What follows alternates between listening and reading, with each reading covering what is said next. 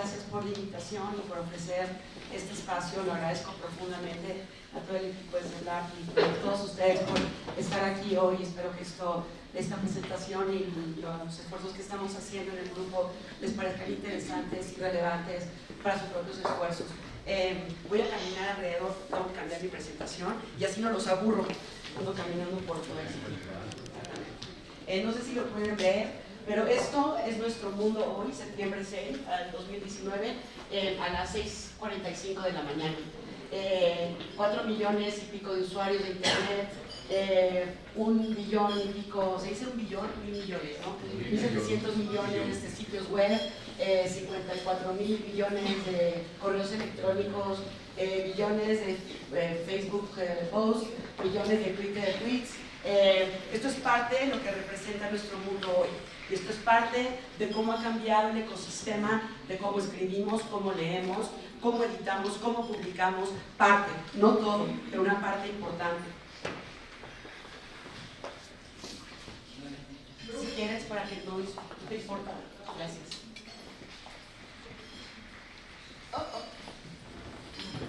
Me da miedo tropezarme y aterrizar el pobre señor de la cámara. Algo que les quería proponer, para que no los atormente yo con números a estas horas de la mañana, es que hagamos esto interactivo, por favor. Siéntanse libres y yo se los agradecería que pregunten, que participen en el proceso, en vez de que los atormente yo durante media hora y después logre capturar de nuevo su atención. En el marco en el marco de estos cambios que ocurren hoy, en el marco de los procesos que esta revolución tecnológica ha generado procesos sociales que han cambiado profundamente la forma en que la gente busca un trabajo, la forma en que la gente busca aprendizaje para su vida, la forma en que los jóvenes interactúan entre ellos, interactúan con sus mayores, ¿no? En este marco, lo puedes cambiar en el colegio cuando quieras. En este marco hemos relacionado con el marco de las Naciones Unidas, la Agenda 2030. ¿Por qué es tan importante esta agenda? Es muy importante por muchas razones. 17 objetivos, los ven ahí, 169 metas, 232 indicadores. Ayer la doctora nos explicó un poquito del origen de la agenda. Es importante por varias razones. Una, y si puedes, en el siguiente por favor, es la primera vez que en una agenda que está negociada y acordada a nivel gubernamental y estatal en las Naciones Unidas, se codifica el acceso a información, la libertad del acceso a la información. Eso es importantísimo y es un importantísimo escenario para el trabajo que hacen ustedes, tanto en lectura como en el rol de las bibliotecas públicas, como en el rol de otros agentes y otros actores que forman parte de este ecosistema de información. Y cuando digo acceso a información, no piensen de la forma lineal que pensábamos antes. Hablo de forma muchísimo más comprensiva, que va a ser un poco más clara en la siguiente diapositiva. La segunda razón por la cual es muy importante esta agenda, a pesar que está fomentada en los mismos principios de mercado neoliberal, los mismos, pero lo está. Es una crítica que le han hecho a la agenda gravemente por algún avance en el sentido que por primera vez otra vez se codifica información y se codifica la desigualdad. A pesar de que los esfuerzos para medir la desigualdad siguen siendo basados en estos principios neoliberales, el hecho que los estados de las Naciones Unidas por primera vez hayan reconocido que tienen que trabajar hacia el combate a la desigualdad es muy importante. Y la tercera, que les quiero poner como un poco de contexto, es que la agenda y los indicadores que se han elegido para medir el progreso de los países, es una agenda que dura 15 años, de 2015 a 2030, 2/3 partes de los indicadores no tienen datos.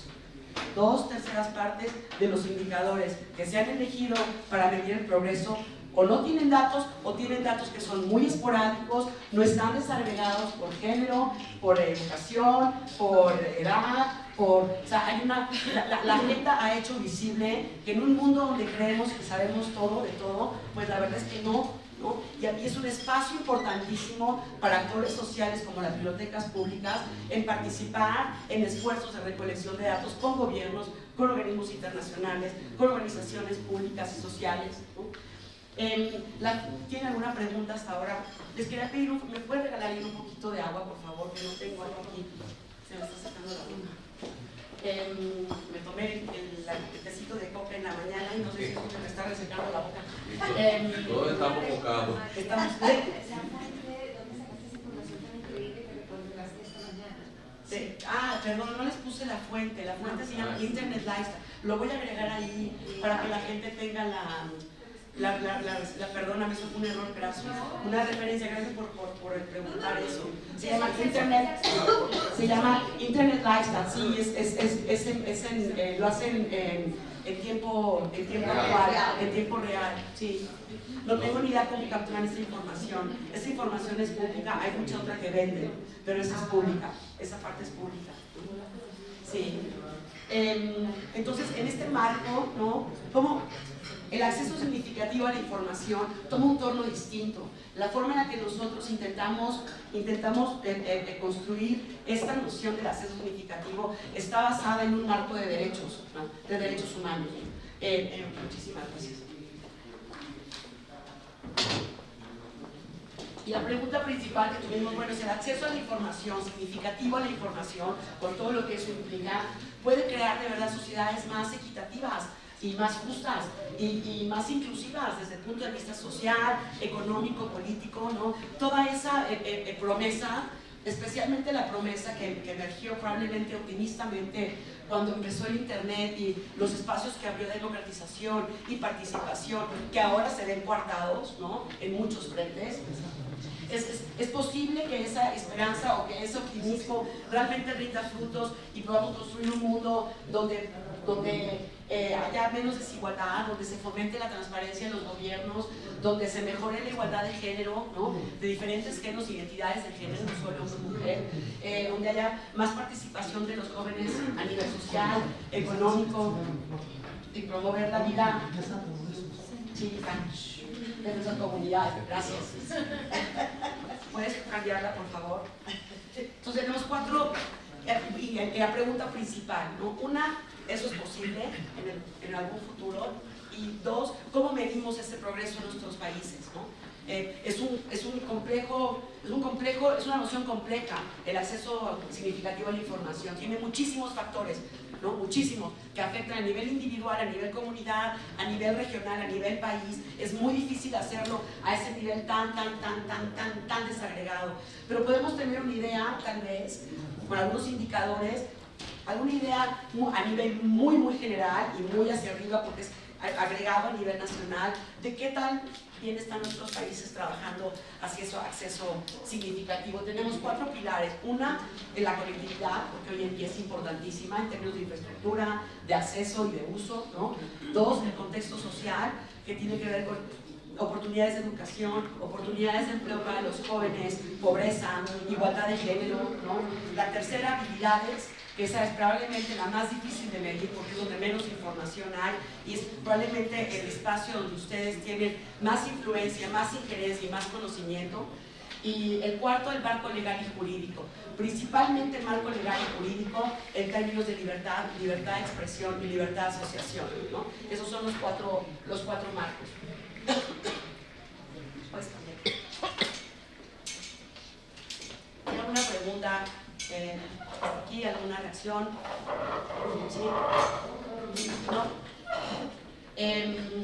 ¿Cómo hicimos el progreso cómo estamos midiendo este progreso en las regiones y los países? Seleccionamos 18 indicadores, de hecho ahora 19, ¿no? Que corresponden a esos 4 pilares que les enseñé. Los indicadores fueron seleccionados realmente con un criterio amplio, en el sentido que intentamos encontrar primero indicadores que cubriesen la mayoría de los países del mundo, lo cual no es fácil, ¿no? Indicadores que tuviesen, que fuesen o sea, que los datos fueran colectados de una forma frecuente, ¿no? Un año, cada 2 años, cada 3, para poder tener un parámetro de comparación en este progreso. Y el tercero, que estuvieran abiertos, que fueran públicos. Y es otra cosa que quisiera después platicar con ustedes acerca del acceso público a las bases de datos de todas estas organizaciones, ¿no? Entonces establecimos una línea de base y ahora, pues bueno, este es el primer año que medimos el progreso basado en esa línea de base que fue en el 2015. Este análisis, lo que les presento, tiene muchas limitaciones y quisiera que las tomaran en cuenta para nuestra discusión, y también si en algún momento estos datos son relevantes por ustedes, que los usen. Nos estamos poniendo muy románticos. ya no más. Estamos muy bajitos la luz.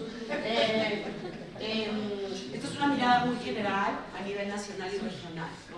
Es muy difícil, no hay datos a ese nivel que se puedan dar a nivel de región dentro del país, mucho menos a nivel de comunidad, ¿no? Es una mirada muy general. Esto hace que las diferencias se mitiguen.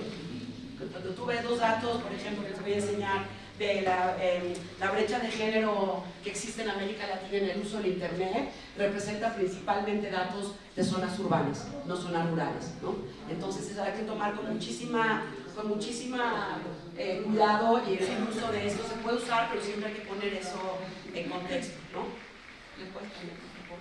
Entonces voy a empezar, lo que les quería platicar, compartir hoy, es el progreso que ha hecho nuestra región del 2015 al 2017 en estos 4 pilares del acceso significativo, ¿no? ¿Se acuerdan? Conectividad, contexto social, habilidades, que es el que menos tenemos, ¿no? Que hoy de hecho no traigo ningunos datos porque no tenemos ningunos datos actuales de las habilidades, excepto educación, y educación el último que lo presentó también la doctora ayer, la última estadística de UNESCO del 2015 en términos de acceso a educación, secundaria, primaria, quién accede, quién termina y todo lo demás. Voy a empezar con la parte de conectividad, ¿no? Conectividad, ¿me puedes pasar antes? Gracias.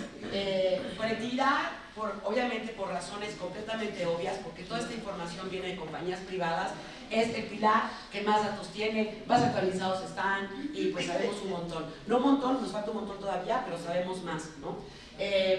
Como ven, la cobertura de red 3G en nuestra región, pues muy bien, está al 93%, o sea que hoy en día el 93% de la gente que vive en América Latina está cerca de una red de 3G, lo que significa que puede tener acceso. No significa que lo pueda tener en términos que lo pueda pagar, pero tiene acceso, ¿no? Que es importante. Hay unos países que están por debajo del promedio, los ven ahí: Bolivia es uno, Perú, el país que nos recibe hoy es otro, Honduras, El Salvador, y bueno, Haití por todos los problemas que ha tenido ese país en desastre, ¿no? El acceso a Internet en hogares, estamos un poquito debajo del promedio mundial, con el 44%. Hay 4 países que son los líderes en este indicador, que son los de América Latina, por supuesto Argentina, con el 71%, Costa Rica, Uruguay y Chile. Los demás países están todos por debajo del promedio mundial, incluyendo el mío, México. ¿Tiene alguna pregunta de la conectividad? Perdón que haya tantos números y gráficas a esta hora de la mañana, pero esta gráfica es importante. O sea, hoy en día casi un 60% de la población latinoamericana son usuarios de Internet. ¿Qué significa ser usuario de Internet? Es una pregunta importantísima que hay que hacer, porque eso determina principalmente para el trabajo de nivel que ustedes hacen, lo que signifique para ellos ser usuario de Internet, es lo que hacen con su teléfono o con su tablet o como puedan, dónde se conectan, cómo se conectan y qué aplicaciones, cómo leen, qué leen, de dónde, cómo. Es muy importante y eso no se sabe. La estadística de la Organización Internacional de Telecomunicaciones pregunta: ¿has usado el Internet en los últimos 3 meses? Entonces, es importante, claro, que a lo mejor para muchas personas usar el WhatsApp es el Internet, ¿no? A lo mejor para otras mandar un mensaje de texto es el Internet, a lo mejor para otras usar Facebook es el Internet, ¿no? A lo mejor para otras es una diversidad, WhatsApp, Facebook, todo lo demás, ¿no? Es importante medir esto. Como ven, hay disparidad dentro de la región, ¿no? Con algunos países como Chile, Chile, Argentina, probablemente Brasil, que están a la cabeza, Colombia también, Costa Rica, la República Dominicana, ¿no? México está por debajo, no está por debajo, pero está un poquitito arriba es inaceptable esto de México, un poquitito arriba del promedio, ¿no? Inaceptable. Y Puerto Rico bajó. Y Puerto Rico bajó en parte grande, bueno, por el desastre, ¿no? Por el desastre. Entonces, este es el panorama en términos de uso de Internet por la población. ¿Tiene alguna pregunta, algún comentario? No me dejen que lo siga torturando. Está muy interesante. Mi corazón, ¿puedes empezar el siguiente, por favor?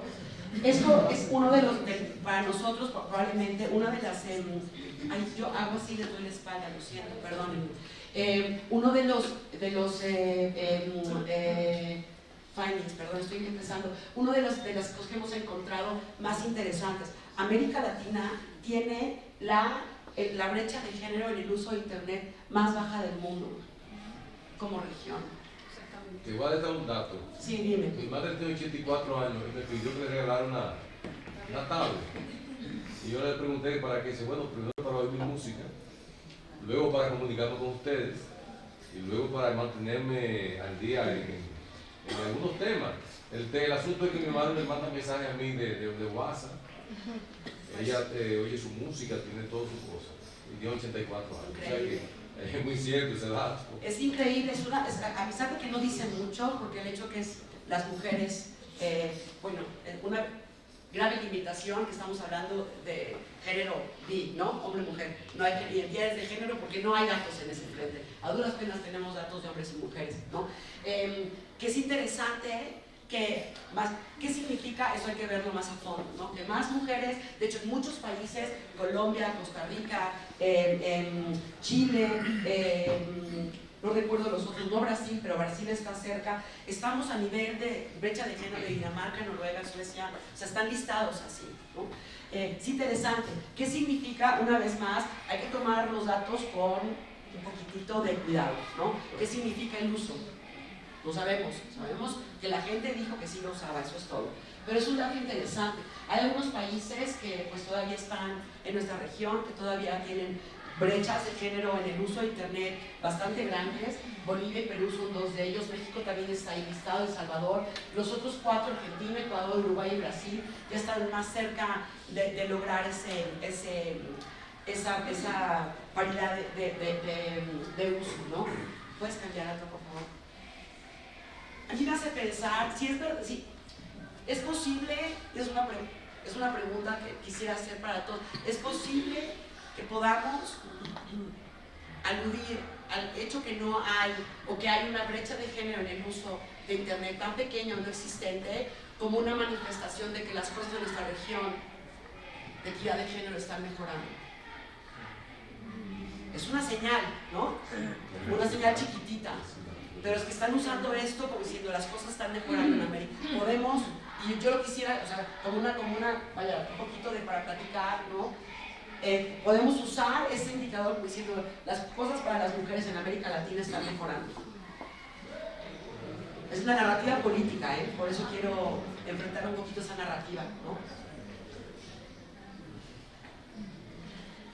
Pues evidentemente no, porque el índice de género desigualdad en América Latina está por arriba del promedio, como lo pueden ver ahí, y ha bajado muy poquito en el mismo periodo de tiempo. O sea que hace falta, en mi parecer, hace falta, número uno, que podamos identificar qué significa ese uso, o qué es lo que las mujeres y los hombres, claro, hacen como uso, y cómo ese uso está integrado en su vida, ¿no? De qué forma esa integración en su vida, en su día a día, o con sus familias, o en sus comunidades, puede hacer una diferencia, ¿no? Sí, porque eso podría decir, por ejemplo, que es porque las mujeres pasan mucho en sus casas y entonces se conectan más a internet, el hombre está trabajando, entonces él no tiene, mientras está en su horario de trabajo, no tiene la posibilidad de ese acceso. Eso puede ser una explicación, ¿no? Una, ¿no? Dime, me dices tu nombre, que no me acuerdo tu nombre. José Daniel. El acceso a internet, solo quiero saber si el acceso a internet depende del medio, o sea, quiero saber si es a través de teléfono, celulares, lo que sea. en casa. Gran pregunta, gracias por haber. Dime. ¿Y cómo se construye el índice de igualdad? Muy buena pregunta también. Voy bien de tiempo, ¿verdad? No para que me estén. Y la primera pregunta, no sé si escucharon hasta allá, ¿cómo se construye primero el uso de Internet? O sea, ¿por qué medios? Considera cualquier modalidad, puede ser móvil, tablet o computadora, ¿no? Las tres, que eso ya empieza un poquito a deteriorar la situación en la calidad del dato, ¿no? Porque no es lo mismo accesar por móvil, por tablet o por computadora. No es lo mismo lo que esas tres formas te permiten interactuar. Esa es una muy buena pregunta. Otra pregunta es, ¿cuáles son los indicadores que forman el índice de desigualdad de género? Son 4, mi corazón. Una es participación de las mujeres en política, que está medida por el número de mujeres en el Parlamento. Otra es la paridad en el acceso a educación básica, primaria y secundaria. La tercera es mortalidad por maternidad y mortalidad infantil. Y me falta uno que ahorita no me acuerdo, pero luego te lo doy. Pero son todos índices sociales, no tecnológicos, ¿no? Lo que hace el índice de género. ¿Alguna otra pregunta o comentario?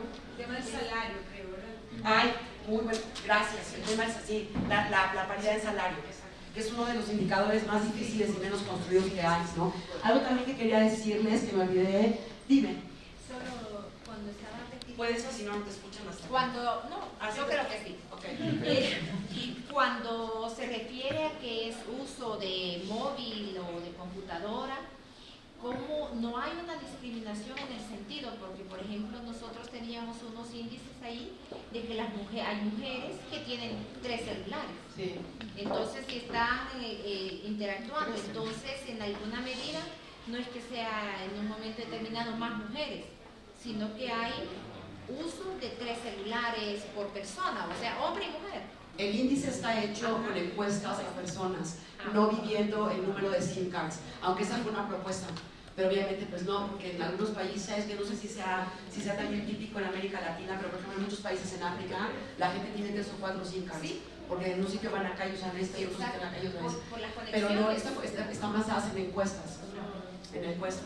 Es difícil saber si la calidad del dato, y yo quisiera invitar a mi compañero tallerista académico, politólogo y estadista, que si la calidad del dato amerita un montón de escrutinio, pero es ese dato que es usado para diseñar políticas públicas, es una base, pues, ¿no? Que tiene un montón de problemas, sí las tiene. Sí, Yo creo que es porque las mujeres tienen una mejor formación escolar. ¿Escucharon el comentario? En Brasil que las mujeres tienen una mejor formación escolar. Interesante.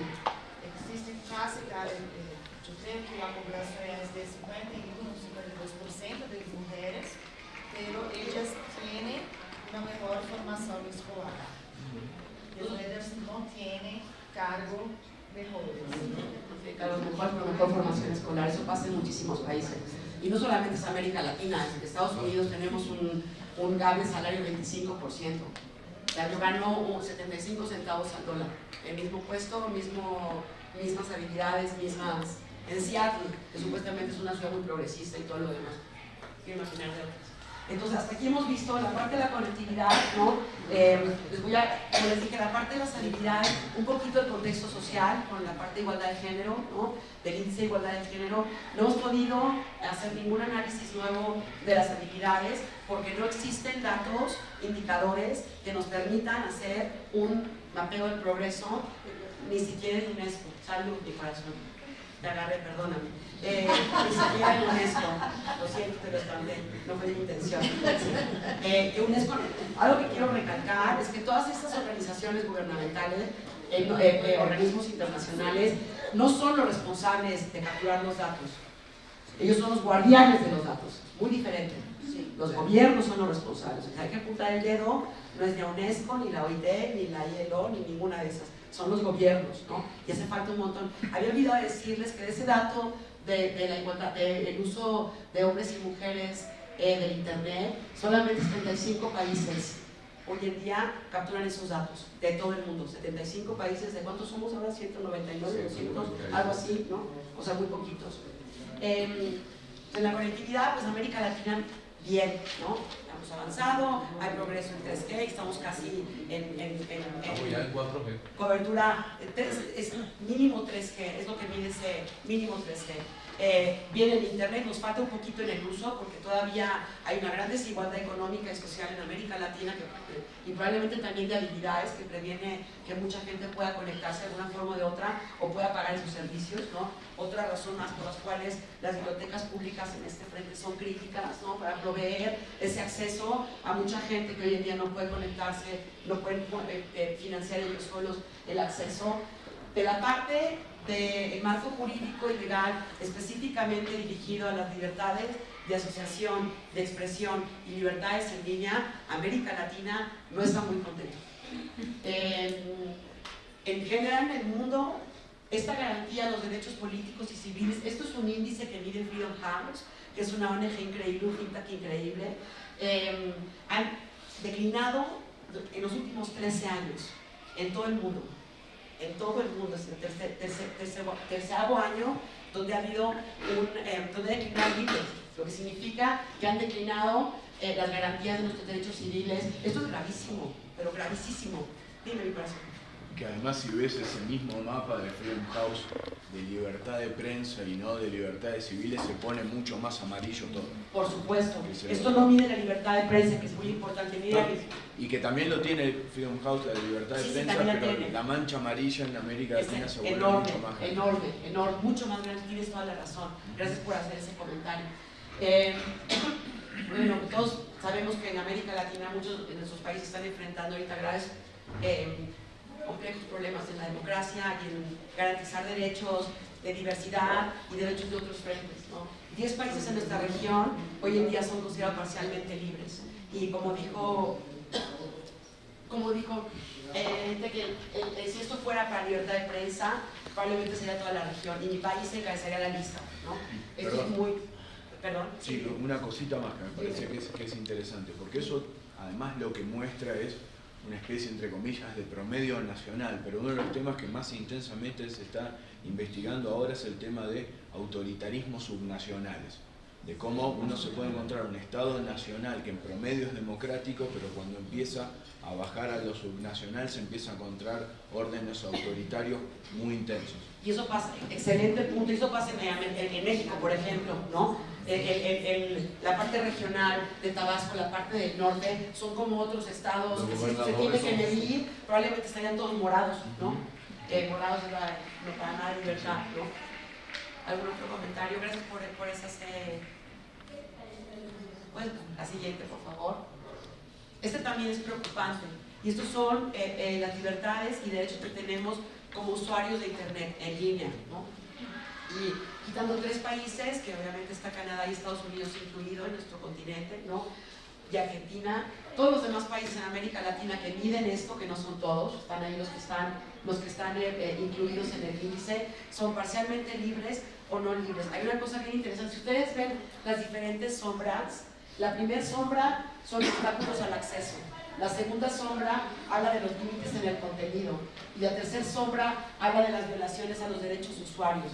Casi todos los países en amarillo, la mayor violación de nuestras garantías tiene que ver con los derechos de usuarios, gravísimo también, ¿no? Con el mal uso de nuestra información, probablemente de nuestros datos, ¿no? Probablemente haya, no sé si, y tú que sabes más en este frente que yo, si hay espionaje, probablemente también en el uso de los medios sociales. Esto es gravísimo, ¿no? Gravísimo. Bueno, y bueno, en Estados Unidos, ¿no? ¿Perdón? Que Estados Unidos no debería estar verde porque es uno de los países que más espía, Sí, por supuesto. y que más hurga en todas las redes sociales a los usuarios de Estados Unidos. Entonces, como que hay un dato incongruente ahí. Y eso no lo digo yo, sino que son incluso el tema de Facebook, la venta de Facebook de millones de información de usuarios públicamente. O sea, esas son cosas que no es que uno se inventa, sino que están ahí. El uso de la CIA comprando informaciones, el FBI comprando informaciones, a todas estas redes sociales, acumulan millones y millones. Bueno, la primera imagen que usted mostró es una muestra de esa cantidad de información que la gente pone en línea y a la cual ellos tienen, diríamos, son propietario y luego la ven en Estados Unidos en el lugar que más se Lo que es practica. importante, es muy cierto eso, lo que es importante aquí es que son acciones del Estado y no acciones de compañías. Lo que el índice mide. O sea, no son las acciones de Facebook o Twitter o esas No, pero es el Estado norteamericano que hace es lo eso. que más, sí, por supuesto. Porque ellos compran esa información para utilizarla y dar ese, por ejemplo, el tema del terrorismo, de comillas, básicamente se usan las redes sociales para dar seguimiento a eso. Entonces, son los estados. Sin embargo, está, diríamos, en segundo lugar. Entonces, ahora que Freedom House tiene una mirada cegada hacia un lugar. Puede ser. No es tan frío. Creo que también depende cómo lo miden, ¿no? ¿Ustedes han hecho algún trabajo en este frente?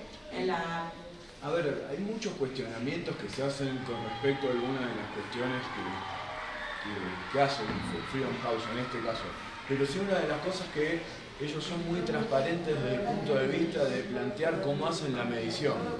Es que no escuchamos nada porque al lado está muy contento echando una fiesta más.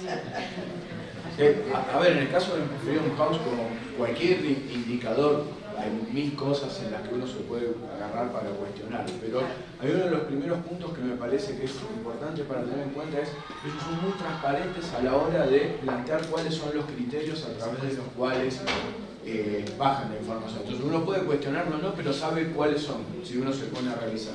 Y el segundo punto importante para tener en cuenta es que son muy pocos los que tienen series de tiempos tan largas como las que tienen ellos. Ellos vienen haciendo investigaciones de este tipo desde hace muchísimo tiempo. 15 años. En internet un poco menos, porque es relativamente nuevo, pero sobre todo en lo que tiene que ver en materia de derechos civiles, llevan décadas haciéndolo y, insisto, ellos son transparentes desde el punto de vista de decir estos son los indicadores, estas son las fuentes de información que nosotros tomamos, créanos o no. Claro, pero ahí está pero es cierto que es sesgada en el sentido que no tiene sentido por lo que pasa en ese país. De todas formas, en la visión incluso con ese sesgamiento, lo que pasa en nuestra región es increíblemente preocupante, ¿no? Una región que ha hecho progresos en tantísimos frentes hacia la democracia y estamos tomando pasos hacia atrás pero agigantados, ¿no? ¿Puedes cambiarlo, por favor? Entonces, en el contexto de por qué es importante hablar de la lectura del libro y de las bibliotecas públicas y de todo el trabajo maravilloso que ustedes hacen en el contexto de la Agenda 2030, y porque es muy importante poder crear una narrativa de la importancia de estos espacios sociales, principalmente bibliotecas públicas, no solamente como fuentes de información, sino como agentes, motores importantes de desarrollo. Muchos países ya lo están, en sus países porque lo están haciendo, ustedes su trabajo lo hacen, ¿no? Después enseñar unos ejemplos, ¿no? El trabajo de las bibliotecas públicas está relacionado con todos los OEBs. Ayer la doctora mencionó 3. Hay injerencia de las bibliotecas públicas en programas, servicios y participación importante, yo creo que a través de los 17, ¿no? Aquí hay unos ejemplos. Ofreciendo programas y servicios para la reconstrucción de la paz en Colombia, ¿no? El objetivo número 16. ¿Puede seguir el siguiente, por favor? Ofreciendo programas de capacitación para jóvenes que viven en situación de vulnerabilidad. Esta foto en particular es de Myanmar, porque no pude conseguir la foto de Costa Rica, pero está pasando en Costa Rica, ¿no? En las bibliotecas públicas y en muchos países. Una capacitación STEM para mujeres que viven en zonas que enfrentan problemas sociales, políticos y económicos, para poder mejorar, equilibrar la participación de la mujer, no solamente en la apropiación y en el uso, pero en la creación de tecnología, ¿no? Que es importantísimo en Costa Rica, ¿no? Asistiendo a comunidades en situaciones de desastre. Ayer Marianne comentó, sí, STEM, y de hecho el nuevo es STEAM, que incluye las artes visuales, que me parece lindísimo, ¿no? Ayer mencionaste lo de las bibliotecas, lo de la investigación que ustedes hicieron acerca del desastre, de bibliotecas públicas y la lectura y el libro en situaciones de desastre. Esto sucedió en Chile después del terremoto y la tsunami que afectó al país en el 2010. Y está muy importante, que desafortunadamente no pude conseguir la foto hoy, quería ponerles en vivo, colaborando con gobiernos, como les dije antes, organizaciones sociales y otros organismos, actores importantes en la recolección de datos. Hace falta, no tenemos no sabemos del mundo en un montón de frentes que son importantísimos para medir el progreso de nuestros países o el retroceso de nuestros países en diferentes, en pobreza, en desigualdad, en todos los frentes. Existe la escasez de datos y las bibliotecas públicas pueden tener un rol importantísimo en ese frente.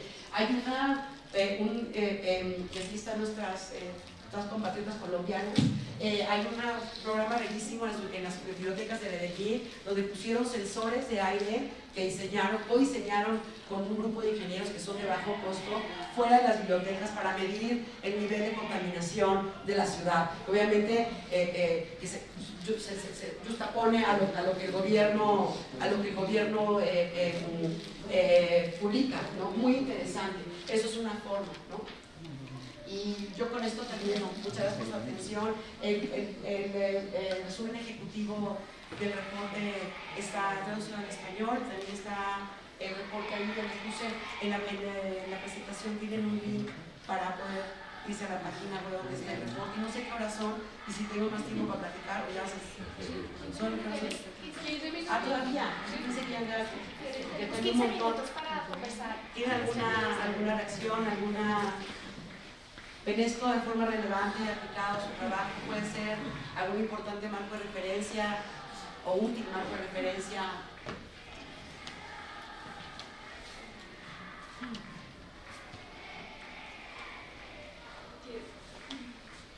Bueno, muchas gracias por la presentación.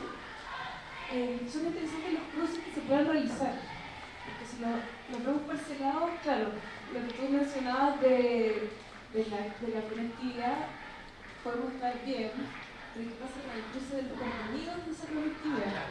Por supuesto. ¿Qué se está viendo a través de esa conectividad? Que existe por ahí empezando, ¿no? Si el 80% está en inglés, Claro. ¿no? Disponible, después 70% algo así de los sitios van a estar en inglés en el mundo, ¿no? Entonces es interesante empezar a ver qué cruces se pueden hacer a partir de las cifras que se ven como de manera más parcial. Sí, muy interesante, sería muy interesante. Difícil hacerlo, pero muy interesante. Hay algunos indicadores ahí de Wikipedia y eso que a lo mejor nos pueden un poquitito llevar más a esa dirección, pero no hay casi nada en ese frente, no a nivel nacional, hay a nivel comunidad, ¿no? A nivel local son estudios más pequeños, pero también son súper útiles, ¿no? Sí, mi corazón. Pensaban en el papel que tienen las bibliotecas públicas, en las bibliotecas escolares, en formar usuarios para el uso de Internet. Viendo esta gráfica donde Colombia no tiene un acceso tan libre y hay un manejo de datos tan preocupante, siento que los colombianos siento que en Colombia o los colombianos somos muy poco cuidadosos frente a ese tema, el manejo del Internet, el manejo de las redes. Cuando das clic y aceptas que Facebook, Instagram, Twitter usen tus datos, ¿eso qué significa, no? ¿Qué significa en un país como Colombia? ¿Y qué papel juegan las bibliotecas públicas y las bibliotecas también, las instituciones educativas también en la formación frente al uso que hacemos del Internet, ¿no? Pues creo que hay un papel importante ahí. Hay mucho desconocimiento en nuestros países sobre ese tema y creo que nos lo tomamos a la ligera. Incluso yo pienso siempre he dado a aceptar, no importa si, dale, lo importante es acceder a la información o poder estar allí y publicar, y no me paro a pensar ni por un segundo qué pueden hacer con mi información, ¿no? ¿Qué riesgos habría? Y sería una pregunta para ti, ¿qué riesgos no sé, se han identificado en estos países? ¿Qué hacen con la información? ¿Qué sucede? Bueno, ya sabemos como en temas políticos el uso que hacen de esta información, pero no sé si en otros frentes hay de pronto más datos sobre el tema.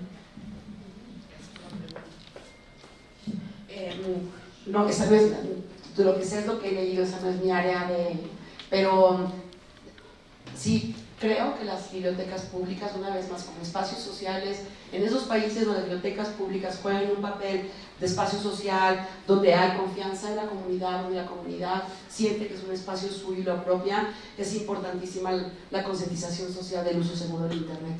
importantísima. Hay un esfuerzo muy lindo en la Unión Europea que están intentando precisamente llegar a eso por medio de diferentes espacios sociales, no solamente bibliotecas públicas, también organismos, organizaciones sociales, centros culturales, centros de deporte, lo que estábamos platicando tú y yo, centros no solamente centros convencionales de aprendizaje, sino centros también, claro, informales. Pero me parece importantísimo eso, importantísimo, porque no creo que haya una concientización en América Latina. Creo que en Estados Unidos, por todo lo que ha pasado especialmente en los últimos 3 años, entre el despreciable de Trump, llegando a la presidencia, con el robo de datos, con todo eso que ha pasado, que ha sido uno, con Cambridge Analytica, que ha sido uno detrás del otro, hay un poco más de concientización, y hay un poco más de esfuerzos para llevar esa concientización a la comunidad, pero todavía no es institucional. Siento que tiene que ser institucional importante, ¿no? Muy buen punto.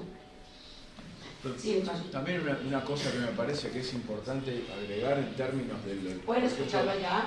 Hablo más fuerte, sino en términos de lo de las bibliotecas, etcétera, es que América Latina es una zona del mundo donde Internet es muy caro. Sí. Entonces, el acceso libre a través de este tipo de espacios me parece que es una cuestión fundamental. Por ejemplo, me contaba mi hermano que él vivía en Rumania y tenía 1000 megas por 12 euros mensuales. ¿De acuerdo? Eso es dramáticamente más barato que el acceso a Internet en América Latina. Entonces, pensar en espacios que pueden producir el acceso gratuito al público. Muy importante. Yo creo que el acceso gratuito y la concientización de la seguridad y el uso no están peleados. Yo creo que simplemente es darle las herramientas, darnos a todos. Yo también hago lo mismo, no ando feliz. Que sí, no tengo ni idea qué significa que está en mi teléfono, quién me está viendo, qué, nada, ¿no? Concientizamos todos independientemente del lugar físico de acceso, ¿no? O de la forma de acceso, es importante, pero es cierto, los lugares, América Latina tiene incluso más caro que muchos países de África, el acceso a Internet, ¿no? O sea, los espacios públicos son importantísimos de uso. Sí, mi corazón. Respecto a lo mismo, respecto a la libertad, nosotros en el gobierno de Chile también, en algunas áreas donde podemos tener información, se ha provocado un cuestionamiento hasta qué punto el Estado puede manejar la información de los estudiantes y de la familia. Entonces, respecto a preguntarte si ustedes han visto algo de la ética respecto a las políticas públicas y el megadato, que finalmente termina dándole un poder que realmente hay que manejar con alto equilibrio. Yo creo que en la presentación del trabajo CIDE va a ser un poco más probablemente detallado. Lo que nosotros hemos visto, donde existe esa lucha, es hasta dónde el Estado puede intervenir que no viole los derechos de libertad de expresión, ¿no? Que es una lucha que, por ejemplo, ahora se está viviendo en Estados Unidos con toda la narrativa del movimiento terrible neonazi que está creciendo, ¿no? Y que tiene todo el derecho, como libertad de expresión, está garantizado constitucionalmente. Entonces Facebook, Twitter, ninguno de estos lo están haciendo, pero es una violación a su derecho constitucional, por más despreciable que sea su narrativa, ¿no? Entonces yo creo que desde ese punto de vista es lo que yo sé un poquito más, ¿no? En hasta dónde está dónde está el papel del Estado para poder ingerir en ese tipo o tener acceso a ese contenido, poder manejar ese contenido que no me da libertad de expresión, ¿no? Lo tenía que hacer, es como la cuarta vez que están echando porras y ya muchas gracias, me siento tan honrada. En 2018, o Comitê Gestor, vinculado ao governo federal brasileiro, hizo uma investigação acerca de los equipamentos culturais que podem fazer uma revolução tecnológica. Os equipamentos investigados foram as bibliotecas, museus, puntos culturais, que é um projeto brasileiro, e cinemas. E a conclusão de ella é que as bibliotecas são os melhores espaços para promover o acesso da internet, da informação e tecnologia, da comunicação. É necessário recordar que o Brasil tem 210 milhões de brasileiros, 5.057 municipalidades e 5.570 municipalidades e 6.057 bibliotecas. Esse dado é importante porque las bibliotecas están en todas las regiones y municipalidades del país. Ya es lo último que quería, para cerrar, agradecerles muchísimo este espacio tan interesante. Gracias por haberlo hecho posible así. La segunda, que no mencioné, el esfuerzo y tal vez lo que nos inspira a todos los que estamos trabajando en este proyecto, ya hablo desde el equipo de IFE y también de nosotros, es que haya herramientas, por chiquitas que sean, que las bibliotecas públicas y otro tipo de bibliotecas, o sea, yo trabajo con bibliotecas públicas principalmente, con todo tipo de bibliotecas, puedan usar para hacer advocacy, se dice, ¿cómo se dice en español? Las dos palabras me parecen precisas, defensa y promoción. Ok, entonces advocacy a nivel gubernamental para que las bibliotecas sean consideradas en los planes de desarrollo.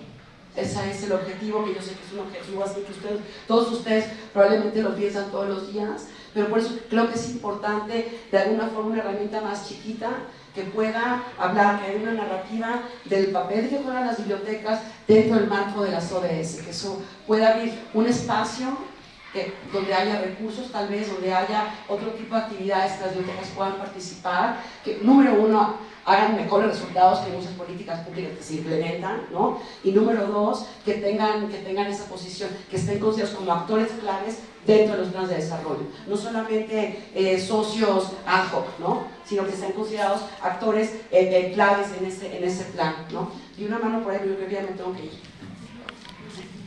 Solo una cosa, en Colombia las bibliotecas están en el Plan Internacional de Desarrollo, el plan de lectura también. O sea, tenemos metas del Plan Nacional, se puede lograr, porque eso sí da respaldo, sobre todo para la articulación interinstitucional, porque sin eso no se podría. Perdóname, Ale, me olvidé que obviamente Alejandra Pacheco nos va a presentar cómo los planes de lectura y el rol de las bibliotecas públicas dentro del plan de desarrollo, ¿no? Bibliotecas escolares, perdón. Y ya está. Muchísimas gracias por su atención.